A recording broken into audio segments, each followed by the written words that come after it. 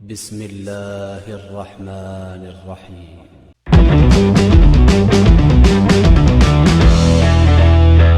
بسم اللہ الرحمن الرحیم۔ السلام علیکم۔ میں امید کرتا ہوں کہ آپ سب خیریت سے ہوں گے۔ آج جس میڈیسن کے بارے میں ہم ڈسکس کریں گے وہ کوئی ایک خاص میڈیسن نہیں ہے، بلکہ اس کے اندر ہم دیکھیں گے کہ کورونا سے بچاؤ کے لیے پوری دنیا میں کون کون سی ویکسینز آ چکی ہیں اور ان کا کیا سٹیٹس ہے۔ تو یہ ویکسینز جو پوری دنیا میں ہمارے پاس اویلیبل ہیں، یہ دو فارمز میں ہیں، یا تو یہ فریز سسپینشن کی فارم میں ہیں اور یا یہ solution ready to use solution کی فارم میں ہیں، اور یہ تمام کی تمام ویکسینز انٹرا مسکولر طریقے سے دی جاتی ہیں۔ یہ ویکسینز دنیا کے مختلف ممالک میں مختلف برانڈز کے ساتھ موجود ہیں۔ اگر ان ویکسینز کو دیکھا جائے تو مجموعی طور پر 9 ویکسینز ایسی ہیں جن کو کہ مختلف ریگولیٹری باڈیز نے اپنے ممالک میں استعمال کرنے کی اجازت دی ہے۔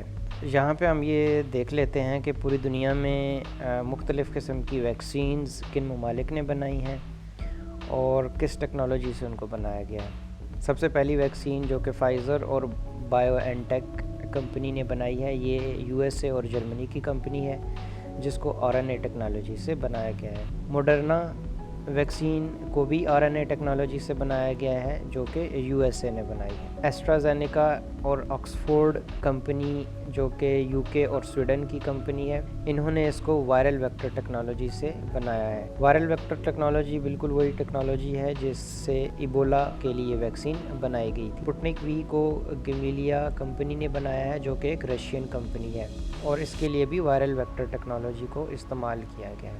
جینسین کو جانسن اینڈ جانسن کمپنی نے بنایا ہے، جو کہ یو ایس اے اور بیلجیم کی کمپنی ہے۔ اس کے اندر بھی وائرل ویکٹر ٹیکنالوجی استعمال کی گئی ہے۔ کینسینو کو چائنیز کمپنی نے بنایا ہے، جس کے اندر وائرل ویکٹر ٹیکنالوجی استعمال کی گئی ہے۔ سائنو ویک کمپنی نے کورونا ویک کے نام سے ویکسین بنائی ہے، یہ ایک چائنیز کمپنی ہے، اس کے اندر کلڈ وائرس کو استعمال کیا گیا ہے۔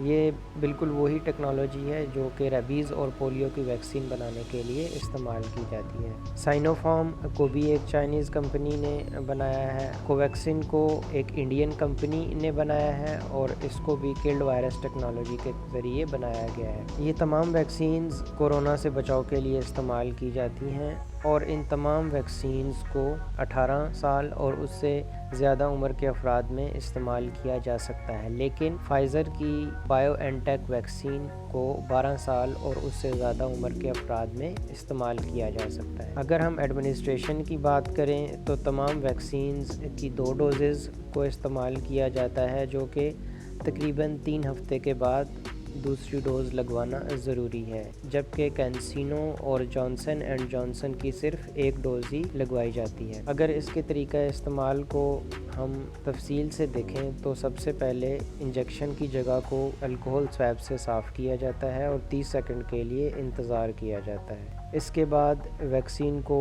ویکسین کیریئر سے نکالا جائے گا، اور وائل جس کے اندر کے ویکسین موجود ہے اس کی کیپ کو ہٹایا جائے گا، اور 22 سے 25 گیج کی نیڈل کو استعمال کیا جائے گا۔ اس کے بعد انجیکشن کو 90 ڈگری کے اینگل پہ انٹرا مسکولر لگایا جائے گا، اور 30 منٹ کے لیے کلائنٹ کو کہا جائے گا کہ آپ انتظار کریں، تاکہ اگر کوئی ویکسین کا مضر اثرات آتے ہیں تو اس نتیجے میں اس کی دیکھ بھال کی جا سکے۔ ایسے تمام افراد جن کو کہ بلیڈنگ ڈس آرڈرز ہوتے ہیں، ان کے لیے 23 سے 25 گیج کی سرنج کو استعمال کیا جاتا ہے، اور سرنج لگانے کی جگہ کو اچھے سے دبایا جاتا ہے، نہ کہ رب کیا جاتا ہے۔ اگر ان ویکسینز کی سٹوریج کی بات کی جائے تو تمام ویکسینز کو 2 سے 8 ڈگری پر سٹور کیا جا سکتا ہے، لیکن فائزر کی ویکسین کو -80 سے -60 ڈگری پر سٹور کیا جاتا ہے، اور اگر 2 سے 8 ڈگری پر سٹور کیا جائے تو 5 دن کے لیے اس ویکسین کو سٹور کیا جا سکتا ہے۔ موڈرنا کی ویکسین کو -50 سے -15 ڈگری پر سٹور کیا جاتا ہے، لیکن اگر 2 سے 8 ڈگری پر سٹور کیا جائے تو 30 دن تک اس کو سٹور کیا جا سکتا ہے۔ اسی طرح سپوٹنک کی ویکسین کو -18.5 ڈگری پر فریز لیکوڈ کی فارم میں سٹور کیا جاتا ہے، اور 2 سے 8 ڈگری درجہ حرارت پر سالڈ کی فارم میں سٹور کیا جا سکتا ہے۔ یہاں پر ایک ضروری سوال اکثر لوگوں کی طرف سے پوچھا جاتا ہے کہ کیا اس ویکسین کا فرٹیلیٹی پر کوئی اثر ہوتا ہے؟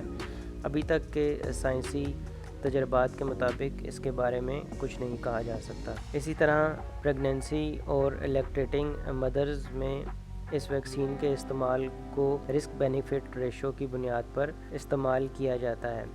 WHO کی گائیڈ لائنز کے مطابق اس ویکسین کو پریگننسی میں استعمال کیا جا سکتا ہے اور اس ویکسین کے استعمال کے بعد بریسٹ فیڈنگ بھی جاری رکھی جا سکتی ہے۔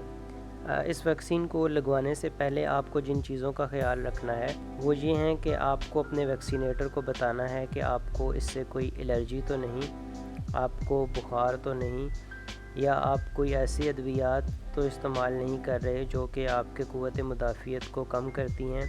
اسی طرح آپ خون پتلا کرنے والی ادویات کا استعمال تو نہیں کر رہے، اور تمام خواتین جو کہ پریگننٹ ہیں یا بریسٹ فیڈنگ کروا رہی ہیں ان کو بھی بتانا ضروری ہے۔ ایک ضروری سوال جو کہ اکثر لوگ پوچھتے ہیں کہ یہ ویکسین کب تک ہمیں کورونا سے بچا کر رکھے گی؟ اس کے بارے میں ابھی کچھ نہیں کہا جا سکتا کہ یہ ویکسین کب تک ایک انسان کو کورونا سے بچا کر رکھتی ہے۔ اس ویکسین کے سائیڈ ایفیکٹس جو کہ تمام ویکسینز کی طرح ہیں، جن میں انجیکشن کی جگہ پر درد ہونا، سر میں درد ہونا، پورے جسم میں درد ہونا، اور اسی طرح متلی آنا اور تھوڑا بخار ہونا، یہ دوسری تمام ویکسینز کی طرح ہوتے ہیں۔ اگر آپ سے اس ویکسین کی دوسری ڈوز مس ہو جائے تو آپ کو جتنی جلدی ہو سکے اس ڈوز کو لگوا لینا چاہیے، اور ایسی تمام ویکسینز جن کی 2 ڈوزز لگوانا ضروری ہیں ان کی دونوں ڈوزز کو کمپلیٹ کرنا چاہیے۔ اکثر لوگ یہ سوال کرتے ہیں کہ کیا ایک ویکسین کو دوسری ویکسین سے کمپیئر کیا جا سکتا ہے؟ ایسا بالکل بھی نہیں کیا جا سکتا، بلکہ ایسی تمام ویکسینز جن کو لوکل ریگولیٹری باڈیز جیسا کہ WHO، FDA اور ہیلتھ کینیڈا نے اپروول دے دیا ہے، یہ تمام ویکسینز استعمال کے لیے سیف اور افیکٹو ہیں۔ ان تمام ویکسینز کا ابھی تک کوئی اینٹی ڈاٹ نہیں ہے، لیکن اوور ڈوز کی صورت میں سمپٹومیٹک ٹریٹمنٹ کیا جا سکتا ہے، جیسا کہ اینٹی پائریٹک اور کارٹیکوسٹیرائڈز کو استعمال کیا جا سکتا ہے۔ اگر ایڈورس ڈرگ ری ایکشنز کی بات کی جائے تو تھرمبوسس اور تھرمبوسائٹوپینیا یہ 2 ایسی علامات ہیں جو کہ ایسٹرازینیکا اور جانسن اینڈ جانسن کے ساتھ زیادہ ہوتی ہیں۔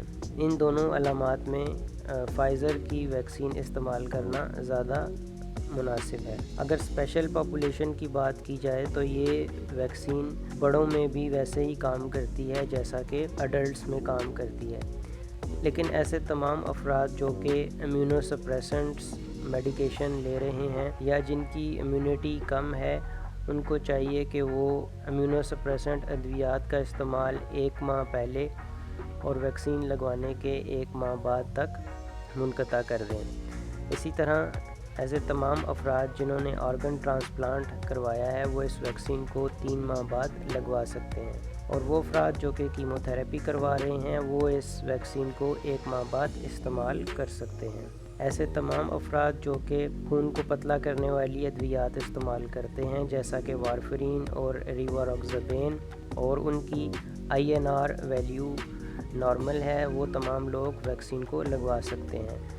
اسی طرح ایسپرین اور کلوپیڈوگریل کو استعمال کرنے والے افراد جو کہ میڈیکلی سٹیبل ہیں اس ویکسین کا استعمال کر سکتے ہیں۔ اور ایک اور ضروری سوال، ایسے افراد جن کو کورونا ہو چکا ہے کیا وہ ویکسین لگوا سکتے ہیں؟ بالکل، کورونا میں ری انفیکشن کے چانس بھی ہوتے ہیں، لہٰذا آپ اس ویکسین کو کورونا کا ٹیسٹ آنے کے 6 ماہ بعد تک لگوا سکتے ہیں۔